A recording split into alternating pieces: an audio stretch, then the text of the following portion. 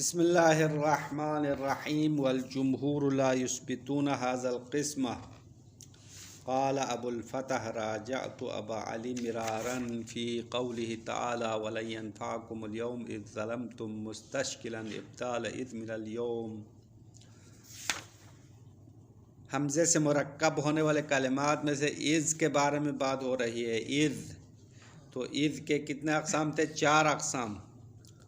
ان میں سے پہلا قسم اس ظرف زمان ماضی کے لیے استعمال ہوتا تھا، یہ ختم ہو گیا۔ دوسرا بھی پڑھ لیا، اس زمان مستقبل کے لیے آتا ہے۔ تیسرا ہم بحث کر رہے ہیں وہ اس تعلیل والا ہے۔ تو اس تعلیل کے بارے میں 2 نظریات پہلے درس میں بتا دیا کہ ایک تو اس حرف ہے، لام العلت کی منزلت پر ہے۔ دوسرا نظریہ اس ظرف ہے اور تعلیل کا معنی کل کلام سے استفادہ ہوتا ہے۔ یہ 2 نظریات پہلے بتا دیا۔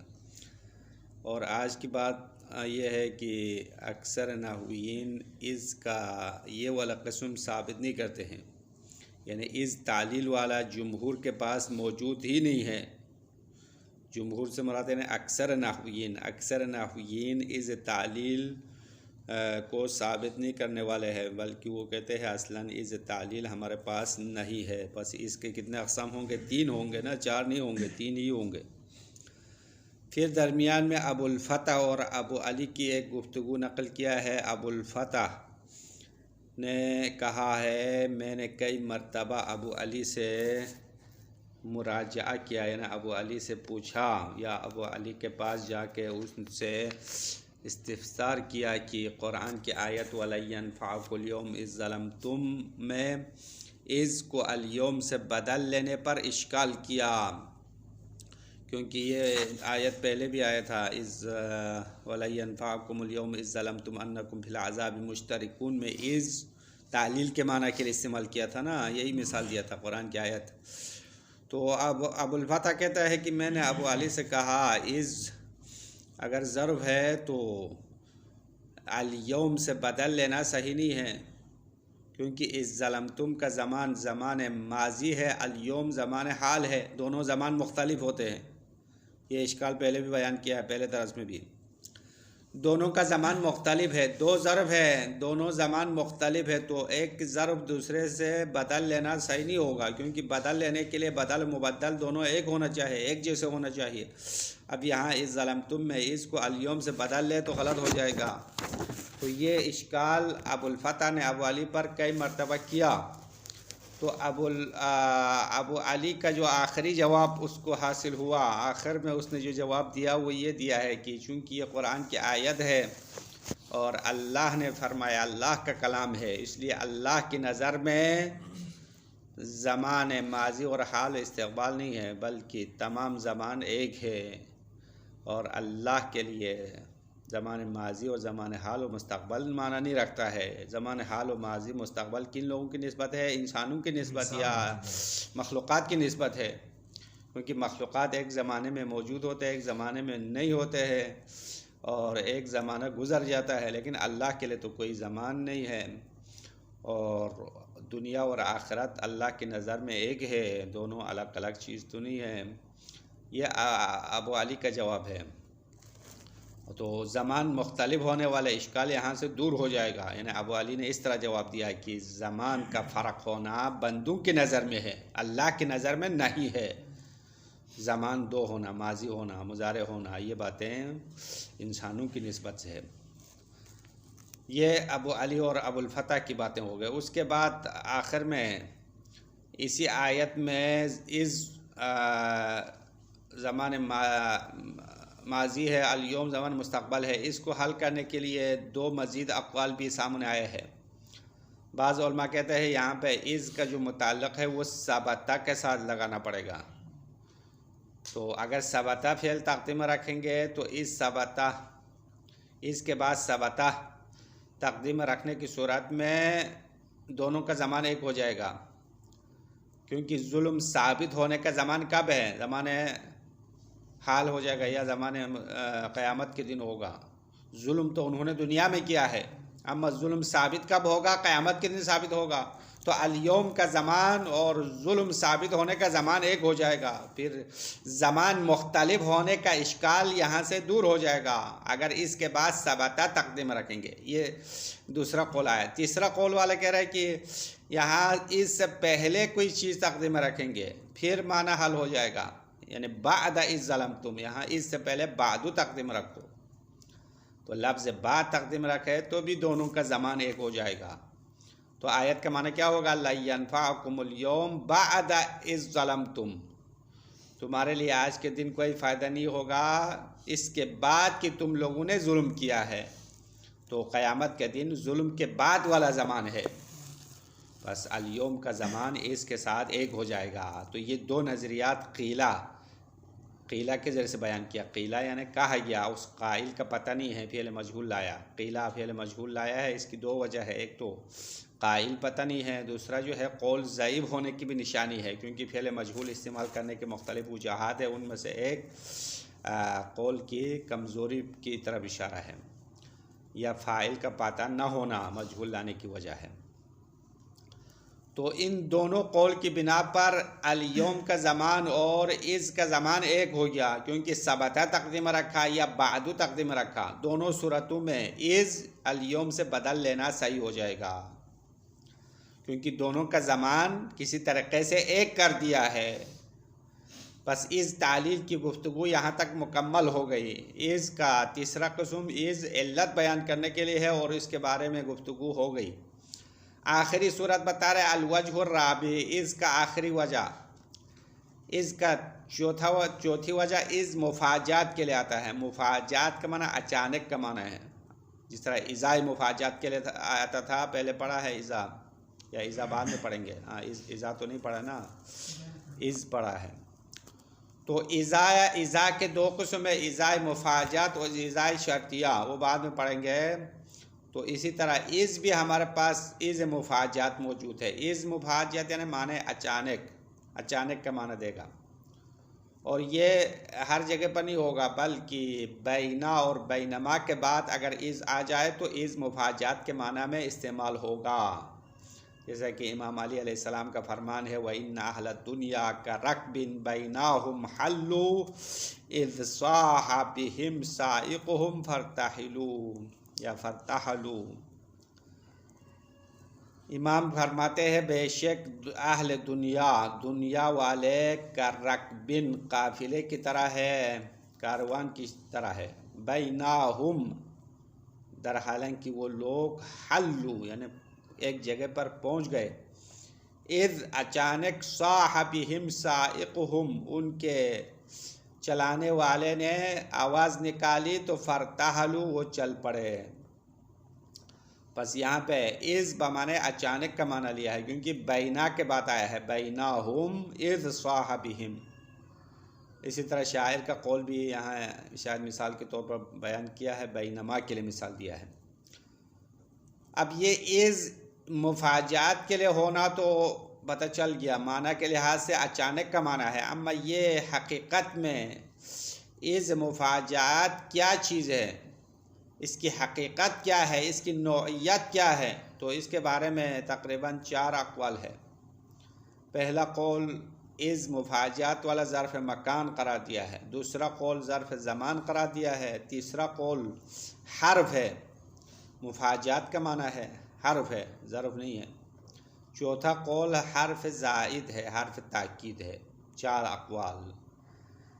اب ان 4 اقوال میں سے جو ظرف مانتے ہیں نا، ظرف زمان اور مکان مانتے ہیں، تو وہ ظرف کہہ کر خاموش نہیں ہو سکتے ہیں، کیونکہ ظرف کے لیے متعلق اور اس کا عامل چاہیے، تو پھر اس عامل کے بارے میں دوبارہ جھگڑا شروع ہو گیا، ایک جھگڑا حل ہو گیا تو دوسرا جھگڑا شروع ہو گیا۔ تو ظرف زمان اور مکان کہنے والوں نے اس کے عامل کے بارے میں اختلاف کیا۔ ابن جنی نے کہا اس کا عامل اس کا وہ فعل ہے جو اس کے بعد آتا ہے، اس کے بعد کوئی فعل آئے گا وہ اس کا عامل بنتا ہے۔ اور بینا اور بینما بھی ظرف ہے تو اس کے لیے بھی عامل چاہیے، بس یہاں ڈبل ظرف آ گیا ہے، بینا اور بینما ظرف بھی ہے، اور از کو بھی آپ نے ظرف مکان زمان مان لیا تو دو ظرف ہے نا، دو عامل چاہیے. تو ابن جنی کا کہنا ہے از کا عامل اس کے بعد والا ہے، اور بینا اور بینما کا عامل محذوف ہے، بعد والا فعل اس کی تفسیر کرے گا. یہ ایک نظریہ ہے. اور دوسرا نظریہ آگے آنے والا ہے، بس یہاں تک عبارت پڑھ لیں گے، اس کے بعد اگر ٹائم بچ جائے تو مسئلتن تک اس بحث کو لے جانا ہے. اس مفاجات کے عامل کے بارے میں گفتگو مسئلتن تک چلے گا، اور مسئلتن کے بعد نیا مسئلہ شروع ہوگا، کیونکہ یہ پاکستان ہے، مختلف مسائل کا شکار ہے.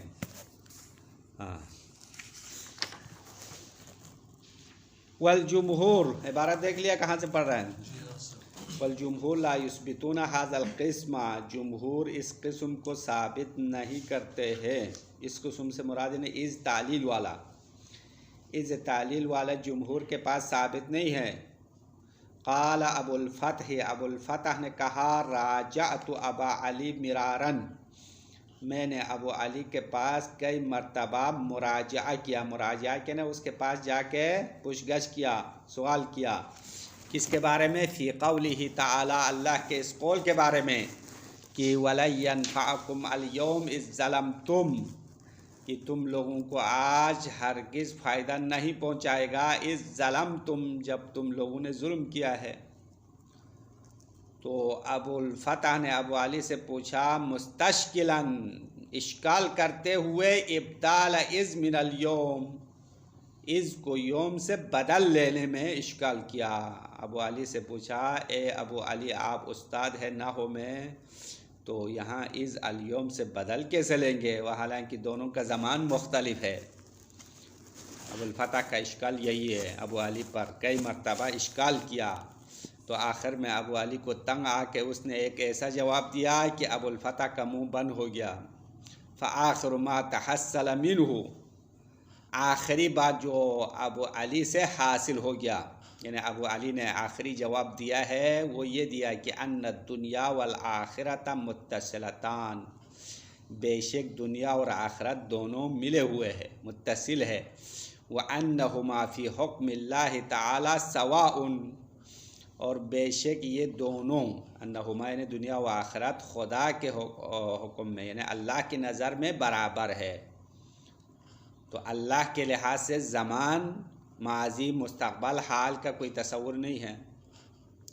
فَكَأَنَّ الْيَوْمَ مَاضٍ، گویا کہ اللہ کی نظر میں الیوم سے مراد ماضی ہے. وَكَأَنَّ اِذْ مُسْتَقْبِلَةٌ، اور گویا کہ اِذ مستقبل کے لیے ہے. انتہا یعنی ابو علی کی بات ختم ہو گئی. انتہا یعنی ابو علی نے جو جواب دیا تھا نا وہ یہاں تک ختم ہو گیا. بس ابو علی کے جواب کا خلاصہ کیا ہوا، زمان کا جو فرق ہے وہ بندوں کی نسبت سے ہے. یہ تو اللہ کا کلام ہے، تو اللہ کی نظر میں زمان مختلف ہونا قابل تصور نہیں ہے. اصل بات یہ ہے، ابو علی نے یہ بات بتا دی. اب ابو علی کی یہ بات تو کہاں تک صحیح ہے یہ تو ہم خود سوچنا پڑے گا، کیونکہ اللہ نے جو قرآن میں باتیں کی ہے وہ بندوں سے باتیں کی ہے نا. اللہ اپنے لیے تو گفتگو نہیں کی ہے، بندوں کو بتایا ہے. تو بندوں کے لحاظ سے زمان تو ہے، زمان بندوں کے لحاظ سے، مخاطب کے لحاظ سے دیکھا جائے گا تو مخاطب تو انسان ہے. اللہ نے انسانوں سے گفتگو کی ہے تو زمان تصور ہو جائے گا. اب ابو علی کی یہ بات تو صحیح نہیں ہے. اس نے بس ابو الفتح کے منہ بند کرنے کے لیے ایک جواب دے دیا بہرحال، لیکن حقیقت میں یہ جواب معقول جواب نہیں ہے، کیونکہ زمان اللہ کے نسبت سے معقول نہیں ہے. یہ تو اپنی جگہ پر صحیح، اللہ کے لیے کوئی زمان ماضی حال تو نہیں ہے نا. اللہ کی عمر لمبی ہونا چھوٹی ہونا یہ تو قابل تصور نہیں ہے، یہ تو انسانوں کے لیے ہے. اما قرآن کی آیت اللہ نے اپنے لیے بیان کیا ہے یا بندوں کے لیے؟ بندوں کے لیے بیان کیا نا. تو بندوں کے لیے، انسانوں کے لیے زمان ہے، زمان حال ہے، ماضی ہے، مستقبل ہے. تو بہرحال ابو الفتح نے کئی دفعہ اس کو سوال کیا تو اس نے ایسا جواب دیا کہ وہ خاموش ہو گیا. بس کیا کرے، جواب نقضی دیا ہے، بہرحال منہ بند کرنے والا جواب دیا. وقیل المعنی، بعض نے اس آیت کا معنی اس طرح کیا، اذ ثبت ظلمکم، یعنی اس کے بعد ثبتا تقدیم رکھا ہے تو دونوں کا زمان برابر آئے گا۔ لَيَنْفَعَكُمْ الْيَوْمَ آج کے دن تمہیں فائدہ نہیں دے گا، ہرگز تمہیں فائدہ نہیں دے گا، اِذْ ثَبَتَ ظُلْمُكُمْ جب تمہارا ظلم ثابت ہو گیا۔ تو ظلم ثابت ہونا کب ہے؟ قیامت کے دن ہے نا، دنیا میں ظلم کرتا ہے، قیامت کے دن ظلم ثابت ہونا ہے، تو ظلم ثابت ہونا کا زمان الیوم کا زمان ایک ہو جائے گا، پھر زمان مختلف ہونے کا اشکال ختم ہوگا۔ تیسرا قول وقیل التقدیر بعد اذ ظلمتم، بعض نے کہا یہاں اس سے پہلے ایک چیز تقدیم رکھو، وہ بعد رکھو بلفظ بعد، تو بھی زمان برابر آئے گا۔ لَيَنْفَعَكُمْ الْيَوْمَ تمہیں آج کے دن ہرگز فائدہ نہیں دے گا، بعد اذ ظلمتم تمہارے ظلم کے بعد، تو قیامت کے دن ظلم کے بعد ہے نا، ظلم سے پہلے تو نہیں ہے، ظلم کے بعد ہے، ظلم دنیا میں کیا ہے، قیامت کے دن ظلم کے بعد ہے، تو ظلم کے بعد کا زمان الیوم کا زمان ایک ہو جائے گا۔ وعلیہما ان دونوں قول کی بنا پر ایضاً فاذ بدل من اليوم، ان دونوں اقوال کی بنیاد پر بھی از ترکیب میں یوم سے بدل ہوگا۔ بدل ہونے میں جو اشکال تھا وہ دور ہو گیا۔ اشکال کیا تھا؟ دونوں زمان مختلف ہونا، اشکال یہی تھا نا بدل لینے پر، تو قیلہ نے حل کر دیا، ایک ثبتا تقدیم رکھا یا بعد تقدیم رکھا تو زمان مختلف ہونے کا مسئلہ حل ہو جائے گا، دونوں کا زمان ایک ہو گیا۔ اس کا چوتھا قسم ابھی شروع ہونے والا ہے، الوجہ الرابع ان تکون للمفاجات، اس کا چوتھا قسم یا چوتھی صورت از مفاجات کے لیے ہونا ہے، اچانک کا معنی دے گا۔ نص علی ذلک سیبویہ، اس بات کی وضاحت کی ہے سیبویہ نے اس بات کو بیان کیا، از مفاجات کے لیے آتا ہے۔ وہی الواقعۃ بعد بینا او بینما، اور از مفاجات والا وہ از ہے جو بینا کے بعد واقع ہونے والا ہے یا بینما کے بعد واقع ہونے والا ہے، مطلب ہر جگہ پر از ہو تو مفاجات کا معنی نہیں ہو سکتا ہے، بینا اور بینما کے بعد آنا چاہیے۔ دونوں کی مثال دیتے ہیں، کقول امیر المومنین علیہ السلام وَإِنَّ أَهْلَ الدُّنْيَا كَرَكْبٍ، امام فرماتے ہیں بے شک دنیا والوں کی مثال ایک کاروان کی طرح ہے، بیناہم حلو، اچانک وہ بینا کا معنی در حال کے معنی، در حال ہے کہ وہ لوگ کسی جگہ میں ٹھہر جاتے ہیں، حلو میں نے حلول کا معنی ہے، ایک منزل پر ٹھہر جاتے ہیں، اذ صاح بہم سائقہم، جب ان کے چلانے والے آواز دیتے ہیں تو فرتحلوا، وہ چلے جاتے ہیں۔ کاروان میں کبھی گیا نہیں، یا کاروان تو ہمیشہ چلتا تو نہیں رہتا ہے نا، ایک جگہ پر آرام کرنے کے لیے ٹھہر جاتے ہیں، پھر ان کا جو کاروان کا سردار ہوتا ہے وہ کہتے ہیں بھائی چلو بھائی چلنے کا ٹائم ہو گیا، تو سب اٹھ کے چلے جاتے ہیں۔ تو دنیا بھی ایسا ہی ہے، دنیا میں جو لوگ آتے ہیں نا وہ ہمیشہ رہنے کے لیے تو نہیں آتے ہیں، یہاں پہ کچھ مدت تک ٹھہرنا ہے، اس کے بعد ملک الموت آ کے کہے گا بھائی چلو چلنا پڑے گا، پھر رکنے کا ٹائم نہیں ہے، بس نکلنا ہے دنیا سے۔ لیکن دنیا والوں کو یہ بات تو سمجھ میں نہیں آ رہا ہے، ان کو توجہ نہیں ہے کہ وہ ہر کوئی سوچ رہا ہے کہ ہم دنیا میں ہمیشہ رہنا ہے، اپنی موت کو فراموش کیا ہوا ہے۔ بس یہاں پہ شاید مثال تو پہلے میں نے بتا دیا، ابھی دوبارہ بتا رہا ہوں، از ہمیں از بمانے اچانک کا معنی ہے، از مفاجات ہے، کیونکہ بینا کے بعد آیا ہے، بیناہم حلو اذ صاح بہم سائقہم۔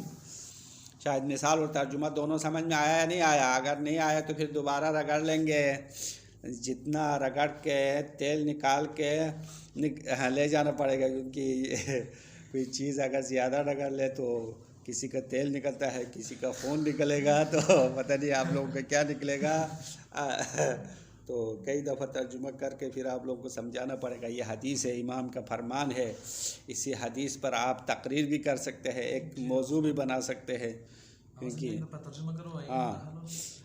وَإِنَّ أَهْلَ الدُّنْيَا، بے شک دنیا والے، اہل معنی والے، کَرَکْبٍ، قافلے کی طرح ہے، کاروان کی طرح ہے، بینہم در حالیں کہ وہ لوگ حلو یعنی پہنچ گئے یا کسی جگہ پر ٹھہر گئے، اذ اچانک صاح بہم صاعقہم ان کے چلانے والوں نے آواز دی، صاح مانے چیخنا، چیخ کر آواز دیا تو فرتحلو وہ چل پڑے، کاروان وہاں سے حرکت کر لیا۔ وقول الشاعر اسی طرح اذ اچانک کے معنی میں آنے کے لیے دوسری مثال شاعر کا قول ہے، فاستقدر اللہ خیرا ورزین بہ فبینما العسر اذ دارت میاسیر۔ اب یہاں پہ شاعر نے بھی ایک اچھی بات کی ہے، اس لیے اس شعر کو بھی رگڑنا پڑے گا، اس کا معنی سمجھنا پڑے گا، پھر شاید مثال بھی۔ شاعر کہہ رہے کہ فاستقدر اللہ خیرن، اللہ سے خیر کی تقدیر مانگو، استقدر نے تقدیر سے معنی ہے، اللہ سے نیکی کی تقدیر مانگو، ورزین بھی جو اللہ فیصلہ کرے گا اس پر راضی بھی ہو جاؤ، فبینما العسر پس در حالیں کی سختیاں ازدارت جب وہ پہنچ جاتی ہے تو میاسیر کئی آسانیاں ہے۔ یہ قرآن کی آیت کا مضمون بتایا ہے، ان مع العسر یسرا، سورہ علم نشرح میں نا، فإن مع العسر یسرا، ان مع العسر یسرا، دنیا میں سختی فقط سختی ہی نہیں ہے بلکہ سختی کے ساتھ آسانیاں بھی ہے۔ تو اگر آپ مشکلات میں گرفتار ہے تو نا امید نہیں ہونا ہے، پریشان نہیں ہونا ہے، بلکہ سختی پر صبر کرو تو سختی کے بعد کئی آسانیاں پیدا ہوں گی۔ شاعر نے یہی بات کی ہے، تو اللہ کے فیصلے پر راضی بھی رہنا ہے، توکل کرنا چاہے، افوض امری الی اللہ ان اللہ بصیر بالعباد، تفویض بھی ہے، توکل ہے، توکل کے بعد تفویض کا مرحلہ ہے۔ ہاں یہ اللہ پر بھروسہ کرنے کا معنی ہے توکل ہے، سمجھ میں آیا؟ تفویض کا معنی کیا ہے؟ سب کچھ اللہ کے حوالے کرنا، اپنے تمام امور کو اللہ کے حوالے کرنا، یہ بالا تر مقام ہے، اور اللہ کی جو فیصلہ ہے اس پر راضی رہنا چاہیے۔ اللہ پر اعتراض کر سکتے کیا بندے؟ اللہ پر اعتراض نہیں کر سکتے، اللہ نے جو فیصلہ کیا ہے وہ عدالت کے مطابق ہے، عین حق ہے، تو اللہ نے یہ کیوں کیا، فلان کو اقتدار کیوں دیا، فلان کو پیسہ کیوں دیا، مجھے پیسہ نہیں دیا، مجھے بیٹا نہیں دیا۔ اس طرح کچھ لوگ تو ایمان کی کمزوری کی وجہ سے اللہ پر مختلف شکایتیں کرتے نہیں کرتے ہیں، ہاں شکایت کرتے ہیں۔ دعا مانگنا الگ بات ہے، اللہ سے دعا مانگو اپنی چیزوں کے بارے میں، لیکن اللہ سے شکایت نہیں کرنی چاہیے۔ اللہ سے شکایت کسی اور سے نہ کرو، خود اللہ سے کر سکتے ہیں، لیکن کسی اور سے یہ نہیں کہو کہ اللہ نے مجھے یہ نہیں دیا وہ نہیں دیا، تو جو دیا ہے اس پر شکر کرو۔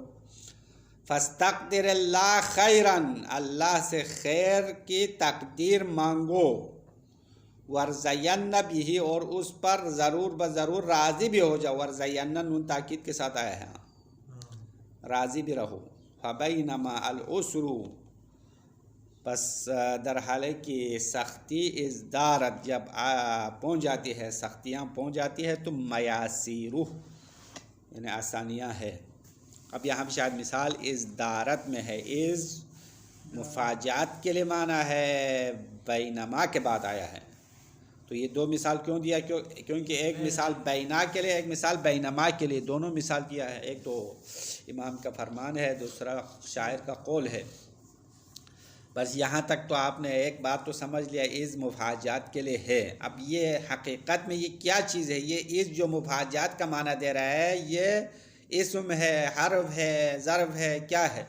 اس میں چار اقوال ہے، وہیا وحل ہی ظرف مکان، آیا یہ از ظرف مکان ہے، او زمان یا ظرف زمان ہے، او حرف بمعنی المفاجات یا حرف ہے مفاجات کے معنی میں ہے، او حرف توکید ای زائد یا یہ حرف تاکید حرف زائد ہے، اقوال یعنی اس کے بارے میں چند اقوال ہے۔